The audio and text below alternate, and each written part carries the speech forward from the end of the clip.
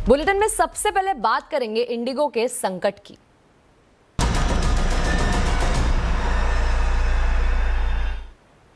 Indigo का संकट आज भी जारी है। इंडिगो की उड़ानें आज भी प्रभावित हुई है। अब तक 500 से ज्यादा उड़ानें रद्द हो चुकी है। हालांकि कंपनी ने आज 1802 उड़ानें संचालित करने का दावा किया था। दिल्ली, श्रीनगर, हैदराबाद, बेंगलुरु, अहमदाबाद एयरपोर्ट पर बुरा हाल है। यात्री आज भी परेशान हो रहे हैं। इधर सुप्रीम कोर्ट ने भी इंडिगो के खिलाफ दायर याचिका पर तत्काल सुनवाई से इनकार कर दिया है। ज्यादा डिटेल्स लेते हैं संवाददाता रोहन सिंह से। रोहन, क्या है ताजा अपडेट इस पूरे इंडिगो के संकट पर? जी, आज भी संकट बरकरार है। 7वां दिन है और अब तक अगर कुल मिला के देख लिया जाए तो जब से ये संकट शुरू हुआ है 5 लाख से ज्यादा पीएनआर हैं वो कैंसिल हो चुके हैं। रिफंड का एक आंकड़ा हमारे पास आया है कि 570 करोड़ का रिफंड दिया गया है, लेकिन बहुत बड़ी संख्या में रिफंड जो है वो अभी भी अनप्रोसेस्ड है, वो अभी भी किया जाना बाकी है।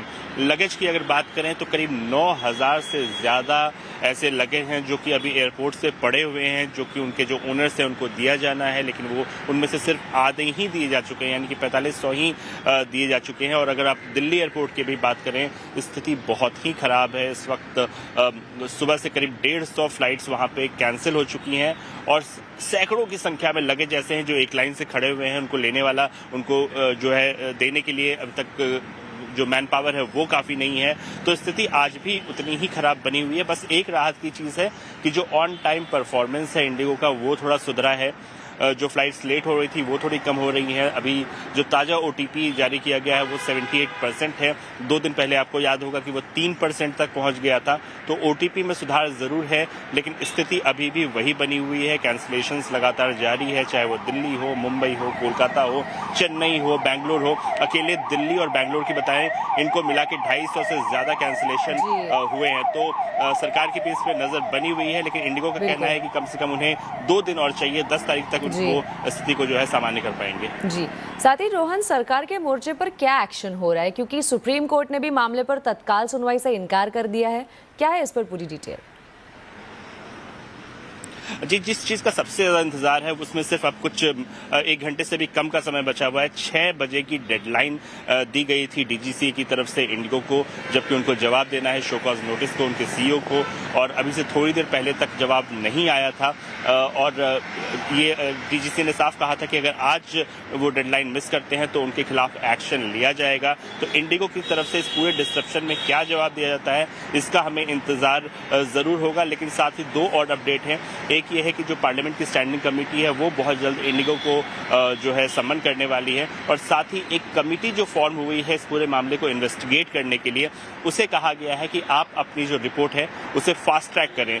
15 दिन का समय दिया गया था, अब उनसे कहा गया है कि उससे भी जल्दी रिपोर्ट दे दे। तो कोशिश की जा रही है कि जो सरकार है जल्द से जल्द उस पर एक्शन ले सके। और जैसा कि आज पार्लियामेंट में जो सिविल एविएशन मिनिस्टर है राम मोहन नायडू, उन्होंने भी साफ कर दिया था कि सरकार एक एग्जाम्पल सेट करना चाहती है इंडिगो को, ताकि फ्यूचर में इस तरह की जो घटनाएं हैं वो ना हो। और साथ ही उन्होंने कहा कि भारत में 1 से ज़्यादा एयरलाइन की जगह है, बड़े एयरलाइन की जगह है। तो बहुत साफ मैसेज है सरकार की तरफ से कि आने वाले दिनों में काफ़ी कुछ होने वाला है, काफ़ी बड़ी चीज़ें इंडिगो के मोर्चे पे हो सकती हैं। बिल्कुल रोहन, शुक्रिया इस पूरी जानकारी पर।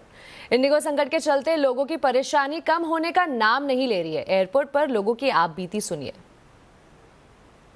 हमारा 6 तारीख दुबई अबू धाबी से भुवनेश्वर था।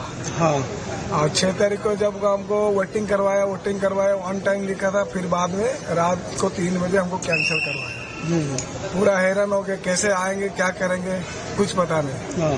कैसे करके पहले अपना देश आ जाएंगे मुंबई, फिर देखेंगे क्या होता है। हाँ। 6 तारीख से सुबह पहुंच गए, इधर 2 दिन हम उधर रुके हैं। कुछ व्यवस्था नहीं है। जब भी हम पूछे कुछ व्यवस्था कीजिए, कुछ नहीं। हम लोग गोवा वेकेशंस के लिए गए थे और आज इवनिंग में हमारा फ्लाइट था 8 o'clock का। वो डिले होकर अराउंड 10:30 वहाँ से डिपार्चर हुआ, और यहाँ पे जैसे ही लैंड हुआ हमारा कनेक्टेड फ्लाइट था गोवा टू मुंबई, मुंबई टू अहमदाबाद। यहाँ पे जैसे ही हम लोग लैंड हुए पता चला कि वो जो मुंबई वाली फ्लाइट थी वो कब से निकल चुकी है।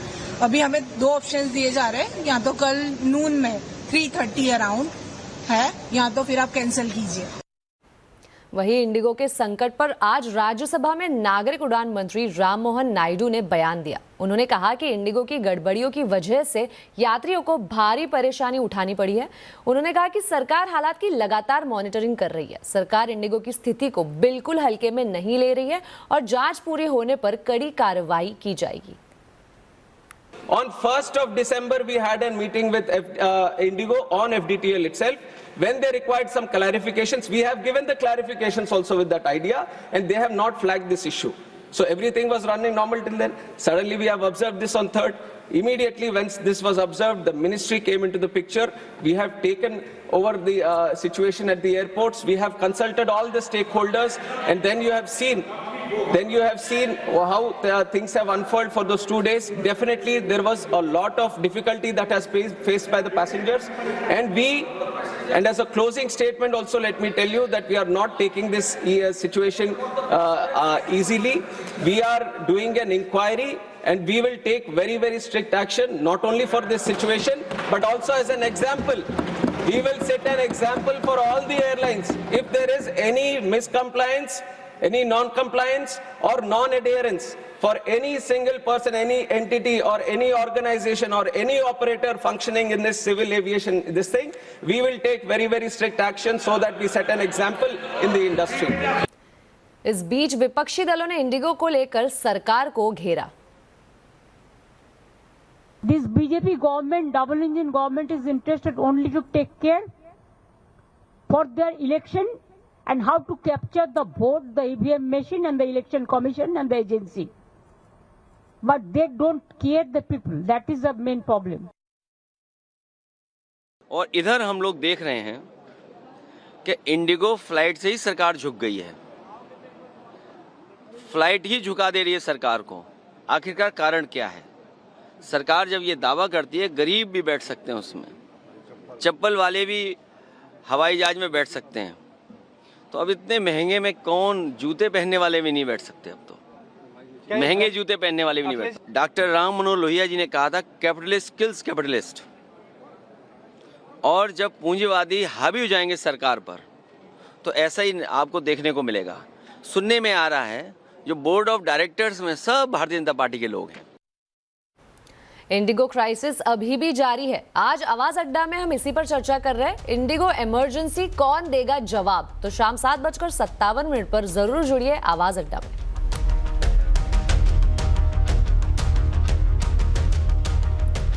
बढ़ते अगली खबर की ओर। आज संसद में वंदे मातरम के 150 साल पूरे होने के उपलक्ष्य में विशेष चर्चा हो रही है। प्रधानमंत्री नरेंद्र मोदी ने लोकसभा में वंदे मातरम पर चर्चा की शुरुआत की। उन्होंने कहा कि वंदे मातरम अंग्रेजों को करारा जवाब था।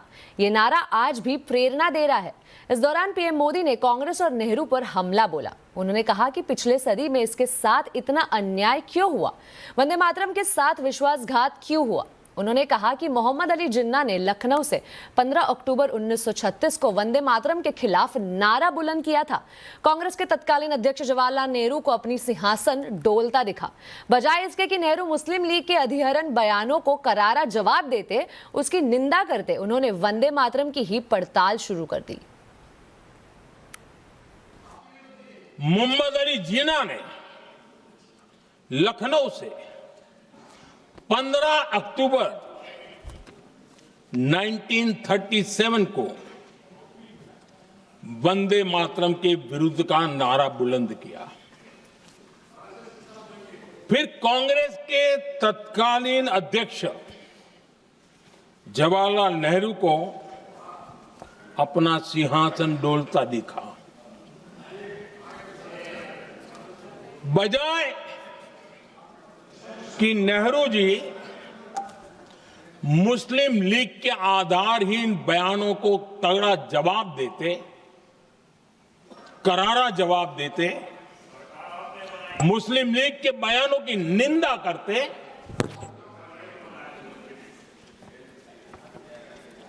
और वंदे मातरम के प्रति खुद की भी और कांग्रेस पार्टी की भी निष्ठा को प्रकट करते हैं। लेकिन उल्टा हुआ।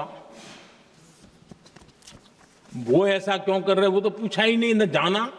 लेकिन उन्होंने वंदे मातरम की ही पड़ताल शुरू कर दी। 26 अक्टूबर को कांग्रेस ने वंदे मातरम पर समझौता कर लिया। वंदे मातरम के टुकड़े करने के फैसले में वंदे मातरम के टुकड़े कर दिए। पीएम मोदी ने जवाहरलाल नेहरू पर आरोप लगाए तो कांग्रेस सांसद प्रियंका गांधी ने पलटवार कर दिया। उन्होंने कहा कि जितना मोदी पीएम रहे उतने साल नेहरू जेल में थे। वंदे मातरम को विभाजित करने का आरोप लगाकर आप पूरी संविधान सभा पर आरोप लगा रहे हैं, उसके हर एक नेता को दोषी ठहरा रहे हैं। यह हमारी संविधान सभा और हमारे संविधान का खुला वार है। और जहां तक जवाहरलाल नेहरू जी की बात है, जितनी देर हमारे प्रधानमंत्री देश के प्रधानमंत्री रहे हैं, 12 साल हो गए हैं, लगभग उतने ही सालों के लिए जवाहरलाल नेहरू जी जेल में रहे। किस लिए?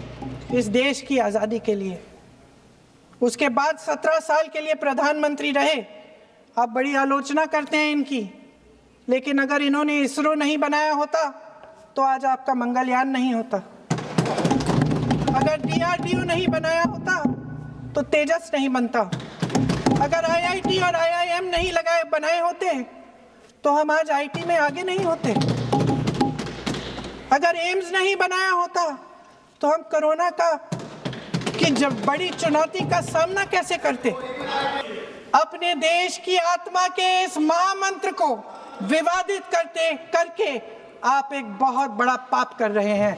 इस पाप में कांग्रेस पार्टी शामिल नहीं होगी। वहीं समाजवादी पार्टी के अध्यक्ष अखिलेश यादव ने कहा कि वंदे मातरम सिर्फ गाने के लिए नहीं, निभाने के लिए भी होना चाहिए। जिस वंदे मातरम ने आजादी के आंदोलन को जोड़ा, आज के दरारवादी लोग उसी से देश को तोड़ना चाहते हैं।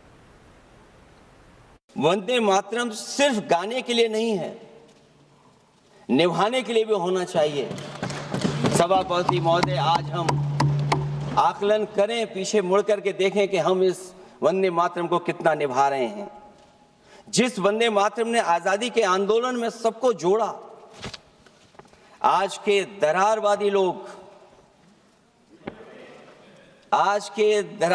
लोग उसी से देश को तोड़ना चाहते हैं। ऐसे लोगों ने, सभापति महोदय,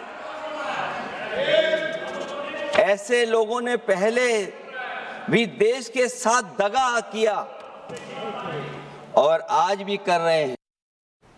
अब एक नजर आज के बाजार के हाल पर। कारोबारी हफ्ते के पहले दिन बाजार में प्रेशर रहा है। सेंसेक्स निफ्टी गिरावट के साथ बंद हुए।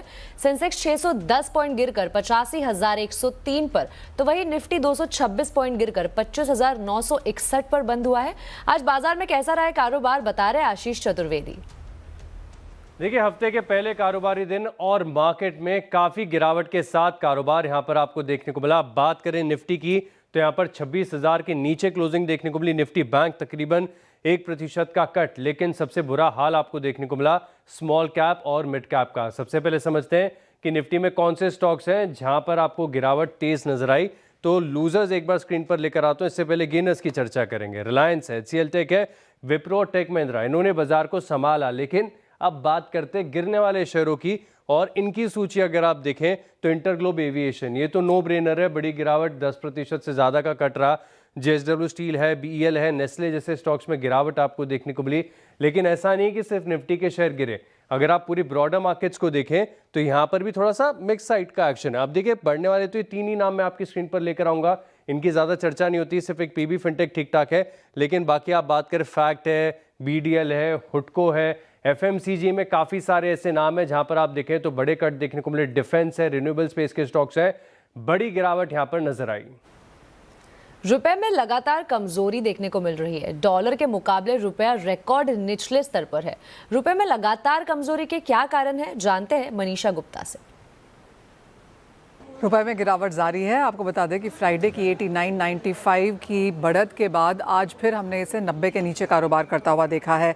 रुपया 5.5% की गिरावट के साथ इस साल फिलहाल कारोबार कर रहा है और एशियन मार्केट्स में ये वर्स्ट परफॉर्मिंग करेंसी का जो इसका खिताब है उसको होल्ड भी किए हुए है।